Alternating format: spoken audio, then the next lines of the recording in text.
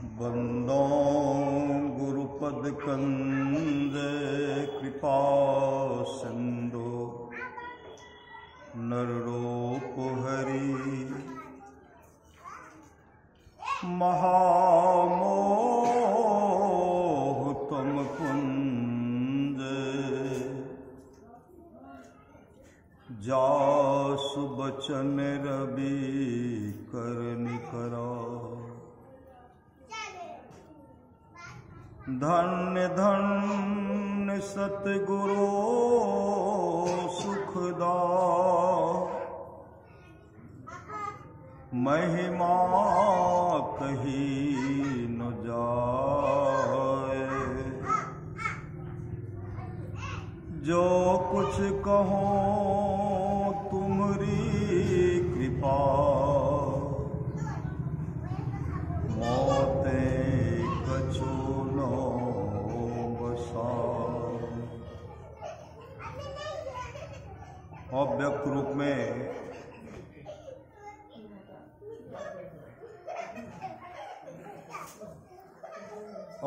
रूप में प्रातः स्मरणीय आनंद श्री विभूषित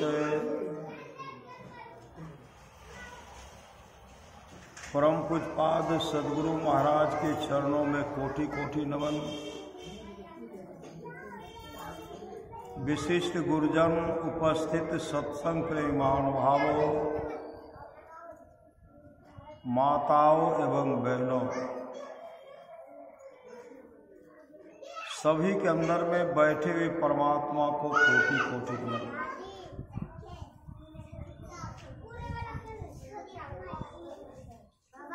अभी हम लोग सुन रहे थे शिव अज सुख सनकादिक नारद जे मुनि ब्रह्म विचार विशारद। सब कर मत का खगनायक यहाँ करिए राम पद पंकज ने।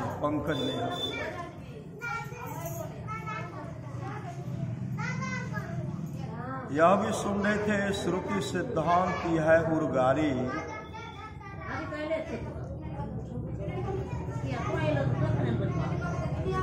राम भजिए सब काज विसारी। श्री सद्गुरु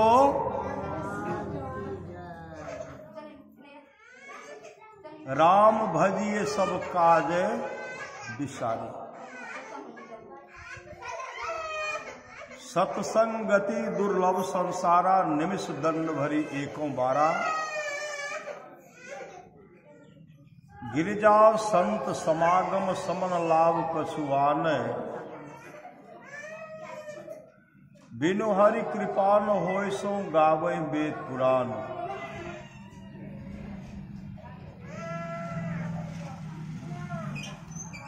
अभी सुन रहे थे सत्संगति दुर्लभ संसारा निमिष दंड भरी एको बारा। धन्य घरी सोई जब सत्संगा धन जन्म द्विज भगति अभंगा। सो धन धन्य प्रथम गति जाकी।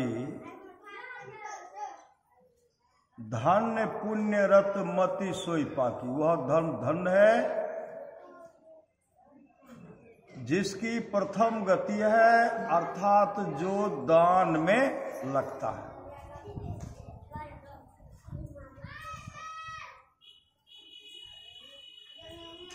भूमि में दान करते, मिट्टी में दान देते हैं ना, क्या देते हैं?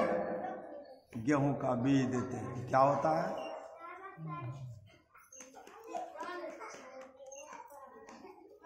जो एक मोल गेहूं का बीज धरती में डालेंगे, बोएंगे, कई कुंटल वर्धित होकर गए, कई कुंटल। मकई का बीज दान देंगे धरती को, एक आदमी बोल रहे थे 1 बीघा मकई में 1 लाख टका होगा। श्री सद्गुरु 1 बीघा मिर्चाई का खेती करेंगे तो 5 लाख होगा। श्री सद्गुरु। लेकिन पहले दान के तब न हुआ, पहले दान। खेत को जोत दिए, अब बीज देंगे नहीं तो होगा कितना होगा? खेत बना दिए खूब बढ़िया से, मकई का 1 करमा बीज नहीं दे, कै कुंटल होगा? 1 करमा नहीं होगा। श्री सदगुरु, यह मानव का शरीर जो मिला है, मानव का शरीर संसार रूपी पूंजी को दान में लगाइए। संसार पूंजी कहाँ लगाइए? यह संसार रूपी पूंजी दान कर रहे हैं, आप लोग नहीं कर रहे हैं। श्वास ले रहे हैं, सत्संग सुन रहे हैं,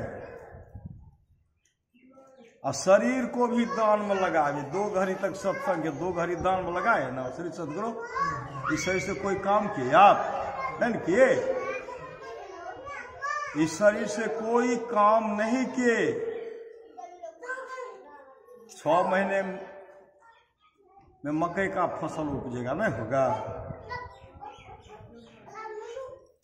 और निमिष दंड भरी 1 जो थोड़ा सा भी सत्संग करेंगे, यह सत्संग का इतना बड़ा लाभ होगा, इतना बड़ा पुण्य होगा, पूरे ब्रह्मांड का संपदा इसके बराबरी में नहीं हो सकता, जो अपने दृष्टि को भौहों के बीच में टिका करके रखेंगे और प्रकाश का दर्शन करेंगे, शब्द के सहारे मोक्ष धाम को चले जाएंगे। इसलिए भगवान शिव कहते गिरिजा संत समागम समन लाभ कछुआन।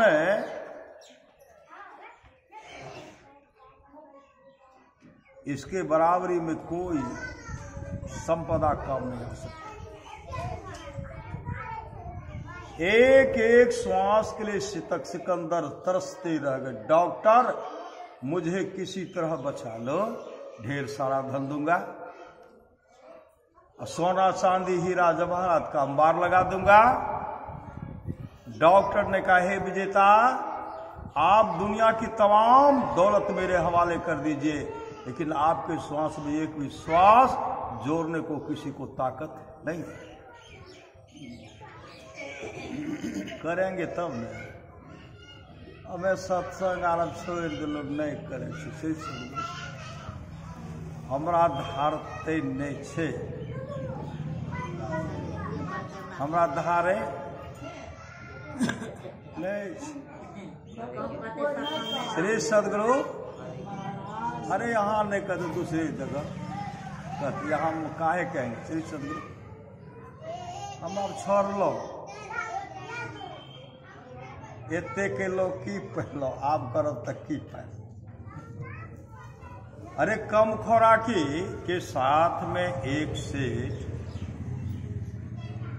10 मिनट तक सत्संग सुने थे, 10 मिनट तक। इंद्रलोक की गद्दी मिल गई।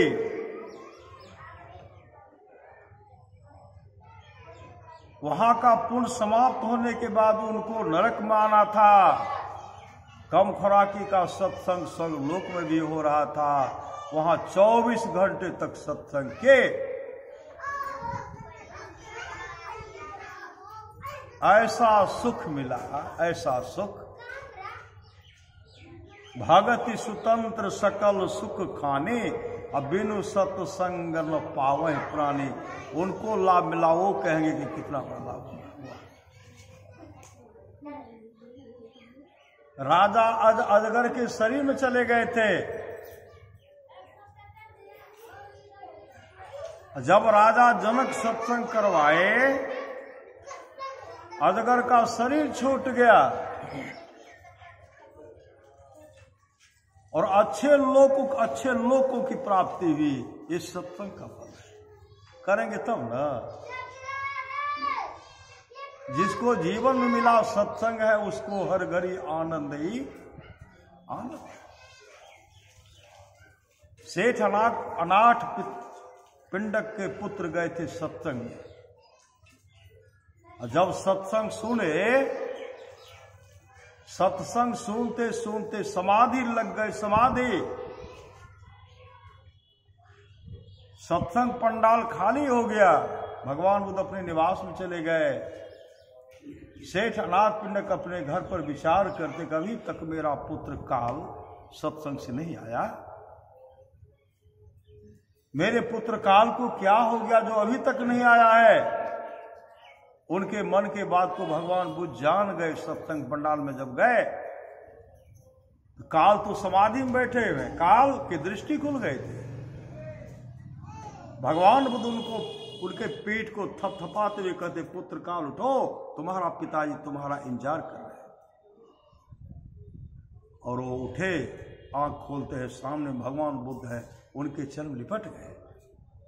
भगवान बुद्ध आगे आगे पीछे पीछे काल सेठ अनाथ पिंडक के घर पर गए। वहां भोजन का व्यवस्था किया गया था, एक ही जगह बैठ करके भोजन कर रहे हैं। काल आंख बंद करके भोजन कर रहे हैं, न इधर देखते न उधर देखते हैं। सेठ अनाथ पिंडक कहते, भगवान कल जब तक काल कारसापन लिया नहीं, कल 100 कारसापन लेके गया था सत्संग में, जब तक लिया नहीं तब तक सत्संग में गया नहीं। आज उसको 1000 कारसापन गचे हैं। मैंने उनको कहा था कि आज तुम सत्संग सुनना, सत्संग सुन, जो भगवान बुद्ध का प्रवचन होगा प्रवचन सुन करके सुनाना। लेना तो दूर रहा, 1000 कारसापन का गट्ठा रखा हुआ है, लेना तो दूर रहा, देखता तक भी नहीं है। मेरे पुत्र काल को क्या हो गया, किनकी आंखें लग गई, किनकी नजर लग गई, मेरे पुत्र काल को ठीक कर दीजिए। उसी से भगवान बुद्ध कहते हैं, शेर जी आज आपके पुत्र काल को किसी की आंखें नहीं लगी है, आज आपके पुत्र काल को उस सुख की प्राप्ति हो गई है जिस सुख के सामने तीनों लोक की संपदा जो है तुच्छ है, तुच्छ है, तुच्छ है। सम्राट के पद से भी आगे का सुख, इंद्रलोक के सुख से भी आगे का सुख है, और ब्रह्मलोक के सुख से भी आगे का सुख आपके पुत्र काल को प्राप्त हो गया है। मतलब दृष्टि खुल गई थी। काल जब आंख खोलते हैं तो काल का मुखाकृति, मुखमंडल चमक रहा है। परमारास महाराज कहते, नित्य प्रति सत्संग कर ले प्यारा, तेरा कार सरे सारा। सार कार्य को निर्णय करके धर चेतन धारा, धर चेतन धारा पिंड के पारा दसम द्वारे का, ज्योति जग जावे अति सुख पावे शब्द सहारे का, लख बिंदु नाद तह त्रय बंदे के, सुनो सुनो में ही ब्रह्मनाद का धरो सहारा, आपन तने में ही निज तन में खोज सज्जन, बाहर न खोजना, अपने ही घट में हरि है अपने में खोजना।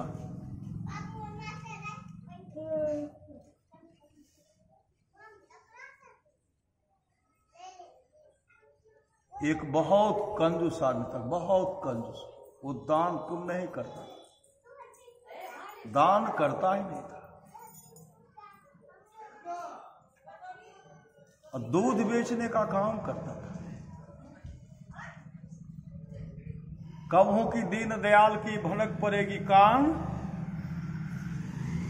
परमात्मा कैसी कृपा हुई, सदगुरु कैसी कृपा हुई। एक जगह सत्संग हो रहा था, वो सत्संग में चले गए। क्या किए, 2 पैसे का फूल का माला खरीदे, फूल का माला खरीदे, और सत्संग में जाकर के महात्मा जी के चरण पर रख देते हैं, और 2 घड़ी बैठ करके सत्संग से 2 घड़ी तक, बीच में उनका शरीर छूटा। कुछ दिन के बाद जमदूत आए, उनको पकड़ के लेके चले, जमराज के पास ले गए, हिसाब किताब पूछते, क्या सब किया, जीवन में शुभ काम नहीं, कोई शुभ काम नहीं, न ईश्वर भजन, न दान, न पुण्य, न शुभ काम।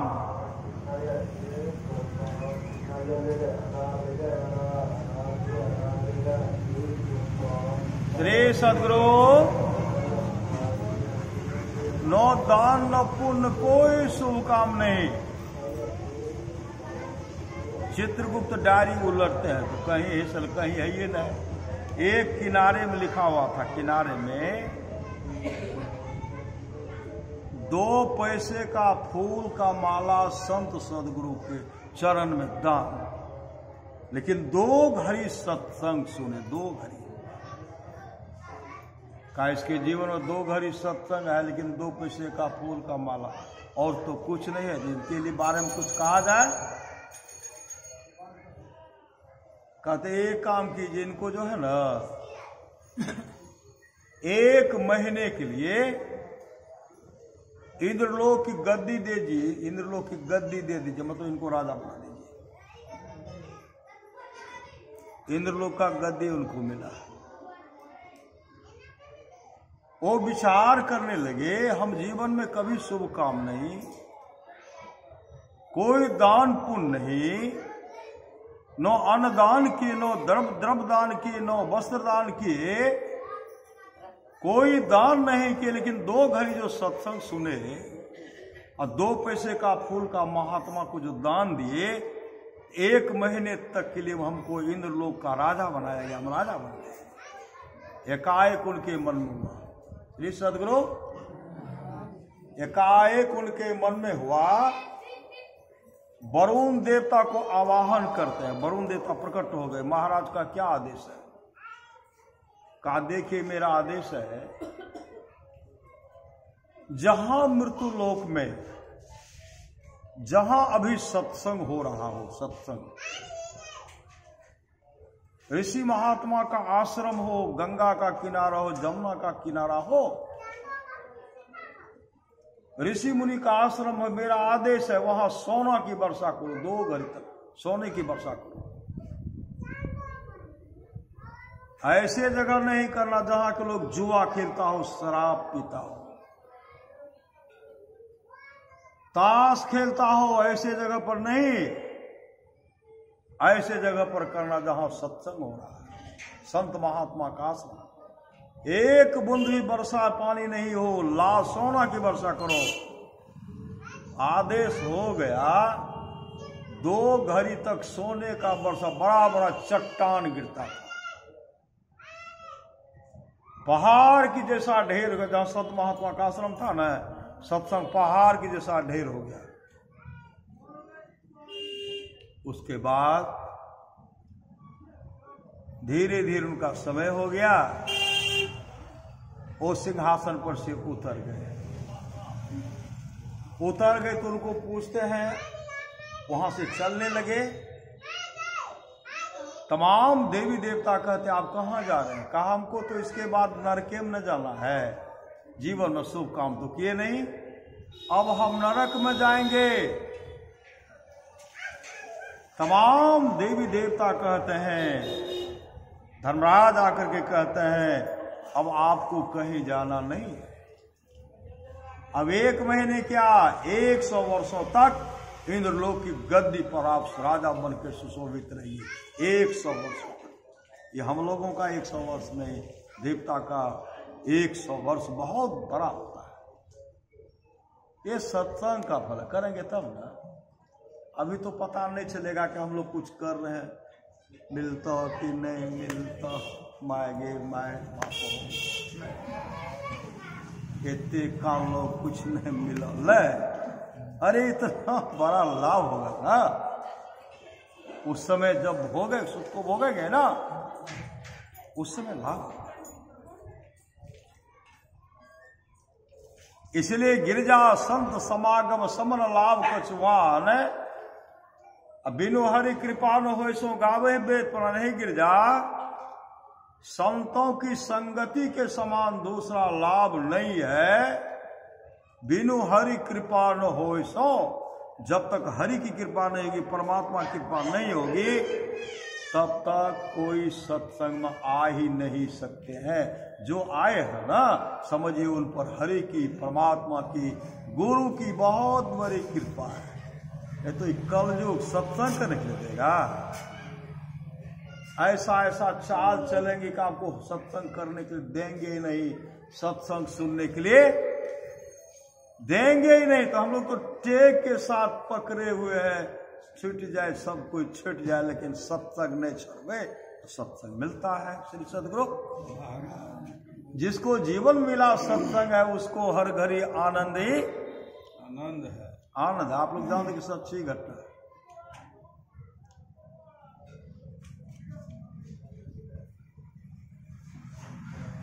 एक जुआरी था, जुआरी, और सब दिन जुआ में हार जाता था। श्री सद्गुरु वह जुआरी सब दिन जुआ में हार जाता था। एक दिन विचार किए, अगर हम जुआ में जीत जाएंगे ना, हम अपने प्रियात्मा के लिए फूल का माला ले जाएंगे। अच्छा सोच उनका नहीं था। संजोग से उस दिन उसका शरीर जीर्ण शीर्ण हो गया, अब जो है बचने लायक नहीं, चल फिर भी नहीं सकता। लेकिन जुआ में जीत गए। श्री सत जुआ में जीत गए तो क्या कि एक फूल का माला खरीदे, फूल का माला। अब फूल का माला खरीद करके चल दिए, जिनको देना था वहां पहुंचाने के लिए चले गए। श्री सद्गुरु जैसे वहां पहुंचाने के लिए गए, श्री सद्गुरु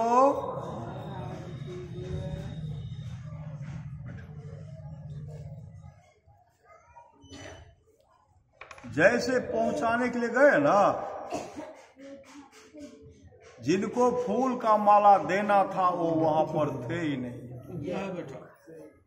पता लगाए श्री सद्गुरु, पता लगाए कि वो कब आएंगे, उनको देना है। लेकिन सबने कहा वो अभी यहां नहीं आएंगे, कब आएंगे इसका कोई ठिकाना नहीं है। लेकिन अब तब कर रहा है, अब संसार से चलेंगे, अब संसार से। श्री सद्गुरु अब संसार से हम चल देंगे, चलेंगे। एकाएक क्या देखते हैं, सामने में देख एक शिवलिंग है, शिवलिंग, शिवलिंग।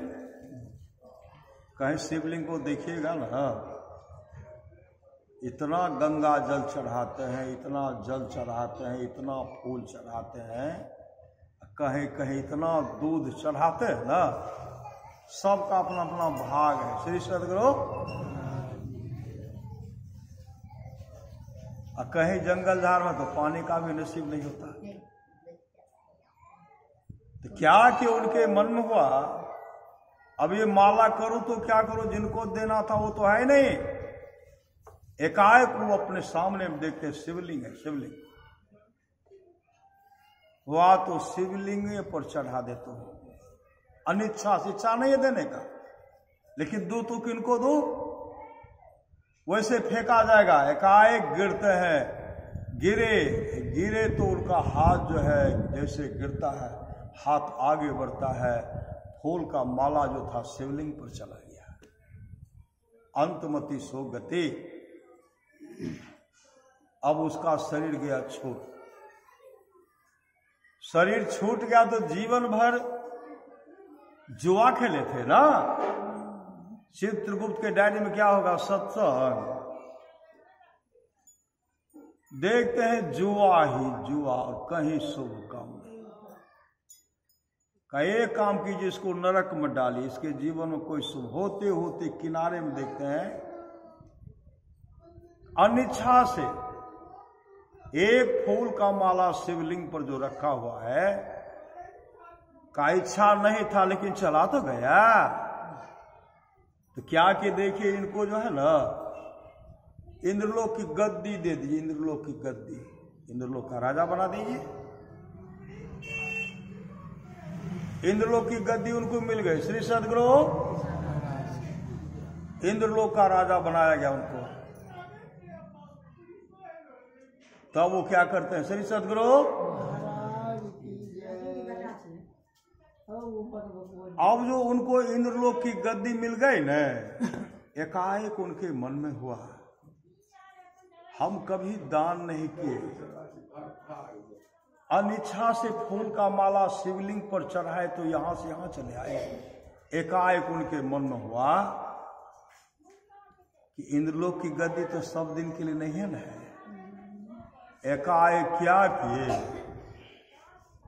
ऋषि मुनि को आवाहन करते हैं, पहुंचे हुए संत ऋषि को आवाहन करते हैं और तुलसी का दल लिए और तुलसी का दल लेकर के संकल्प करते हैं, मैं यह इंद्रलोक की गद्दी जो है ना हम दान करते हैं, हम स्वर्गलोक की सिंहासन दान कर देंगे। संकल्प किए, इंद्रलोक की गद्दी दान कर दिए और उसी समय वो गद्दी पर से उतर गए। और जैसे वो उतरे जा रहे थे, इंद्र पकड़ लिए, मेरा गद्दी वापस करो, मेरा गद्दी वापस करो। कहा हम तो दान कर दे, कहा गद्दी मेरा और तुम दान करने वाले कौन होते? उनको पकड़ के लेके चले गए धर्मराज के पास। धर्मराज से इंद्र कहते हैं, यह मेरा सिंहासन जो है, इंद्रलोक की गद्दी यह दान कर दे। दान करने वाला कौन होता है? काहे दान क्या है? उनको जो डांट फटकार रहा था ना, धर्मराज कहता है, इंद्र अभी इंद्रलोक की गद्दी पर यह बहुत वर्षों तक बैठेगा, समय रहते इन्होंने दान किया है, यानी कि समाप्त हो गया तब, समय रहते इन्होंने दान किया है। अब ये 1 महीने 1 वर्ष क्या, 100 वर्षों के लिए इंद्रलोक की गद्दी पर यह बैठेगा, स्वर्गलोक की गद्दी पर, स्वर्ग की सिंहासन पर बैठेगा, क्योंकि इन्होंने समय का सदुपयोग किया। समय का मूल्य न जाना, पछताने से क्या होगा।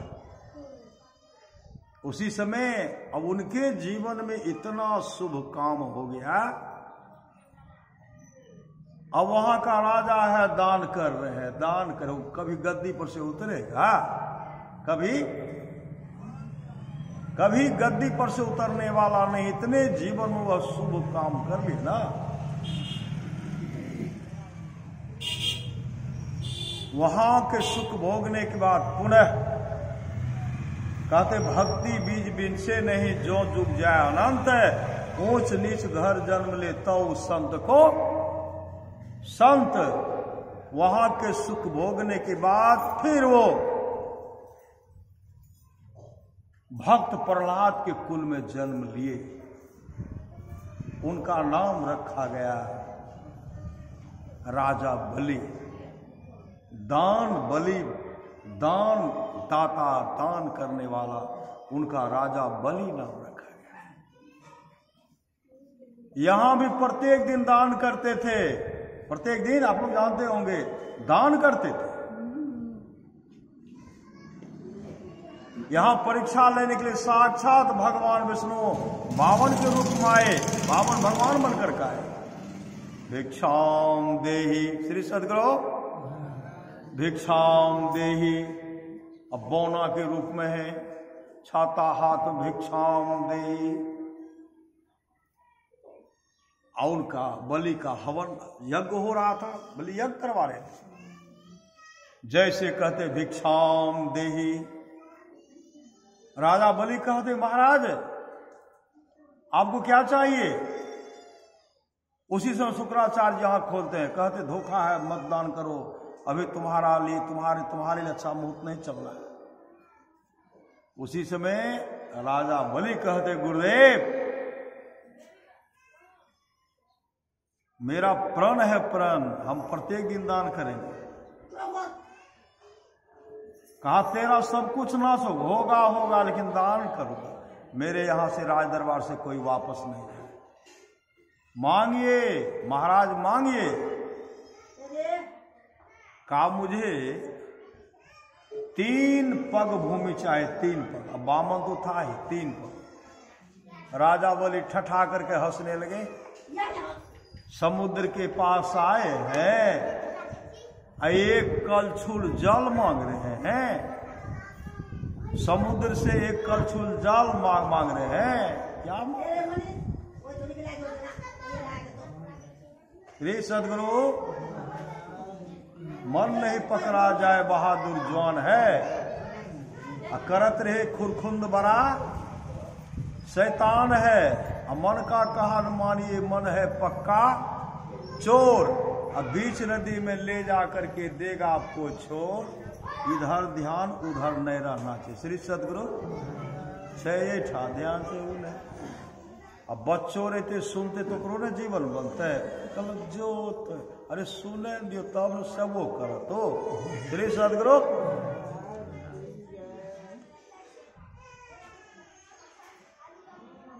कहा मांगिए, संकल्प जैसे करते हैं, संकल्प करना जैसे संकल्प कराते हैं। गुरु शुक्राचार्य कहते हैं धोखा है मत करो, कहा नहीं करूंगा। उसी समय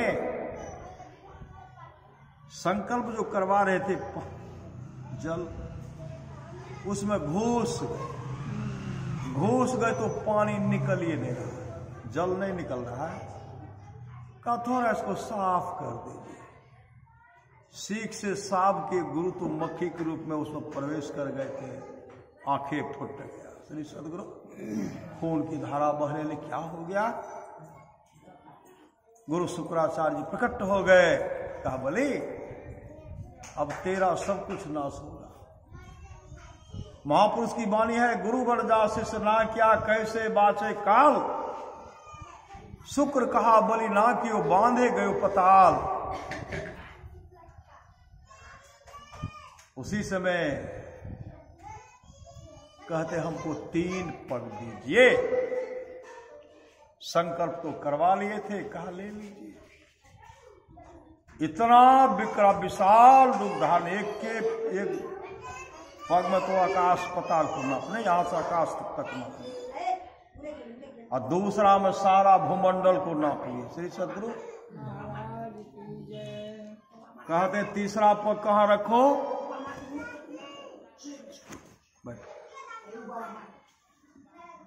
तीसरा पग कहां रखो?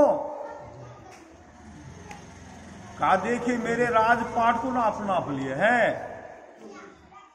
लेकिन हम बाकी हैं।